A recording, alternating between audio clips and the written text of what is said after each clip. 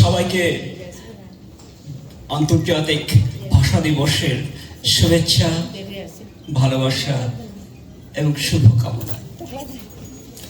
আমি প্রথমে শুরু করছি প্রতুল বন্দ্যোপাধ্যায়ের একটা ছোট্ট কবিতা দিয়ে।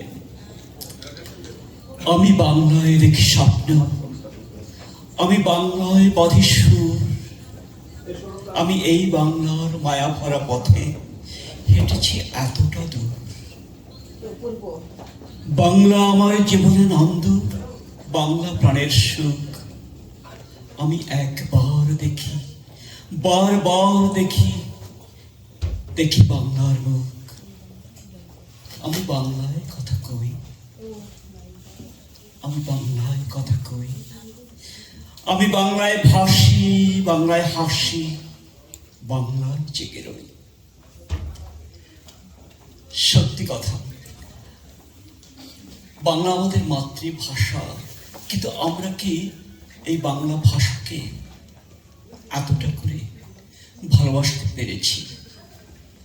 বাংলা ভাষার সৌন্দর্য সমগ্র বিশ্বে ছড়িয়ে দিতে পেরেছি?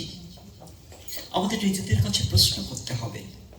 এখন সময় এসেছে, সেই 1947 সালে আমাদের ছেলেরা যুদ্ধ করেছিল বাংলাকে আমাদের রাষ্ট্রভাষা করার জন্য, কিন্তু আমরা কি সত্যিকার অর্থে তাদের সম্মান দিতে পেরেছি? প্রায় 30 কোটি বাঙালি এই পৃথিবীতে বাংলা ভাষায় কথা বলে। আমাদের বাংলা ভাষা 6ষ্ঠ বৃহত্তর ভাষা পৃথিবীতে। জার্মানি নাম করে একটা দেশ আছে, আমরা সবাই জানি। তাদের জার্মান ভাষায় যত লোক কথা বলে তার চেয়ে প্রায় 7 গুণ বেশি লোকে কথা বলে বাংলা ভাষায়।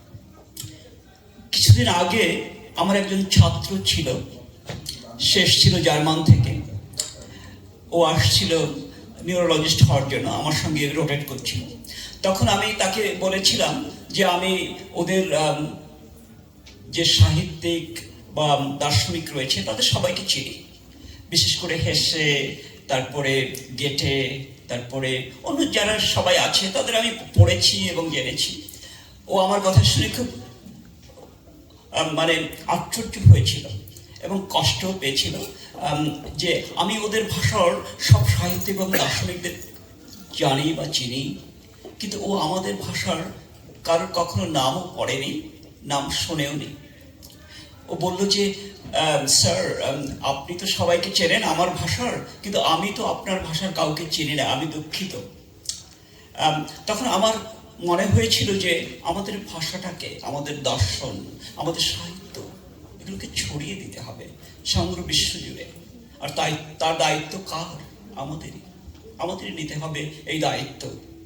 আমরা রাষ্ট্রভাষা পেয়েছি, কিন্তু আমাদের মনের মাঝে একটা দ্বিধা, একটা দ্বন্দ্ব, একটা সংযম রয়েছে। আমরা যেন আমাদের ভাষাকে ভালোবেসেও ভালোবাসতে পারছি না। আপনারা হয়তো অনুভব করবেন এটা জীবনের প্রতিটা ক্ষেত্রে। আমরা অনেক সময় ভালোবাসি অন্যের ভাষাকে। আমরা যেন হিন্দি বলতে পারলে আরো বেশি গর্বিত বোধ করি, আমরা যেন উর্দু বলতে পারলে, ইংরেজি বলতে পারলে আরো বেশি গর্বিত বোধ করি। আমাদের জানা দরকার, আমাদের ইংরেজি শিখতে হবে, আমাদের হিন্দি শিখতে হবে, আমাদের আরবি শিখতে হবে, কিন্তু আমাদের নিজস্ব যে ভাষা রয়েছে তাকে ভালোবাসতে হবে। আর ভালোবাসার সবচেয়ে প্রথম এবং প্রধান উদ্দেশ্য হলো আমাদের সংস্কৃতিকে ছড়িয়ে দিতে হবে।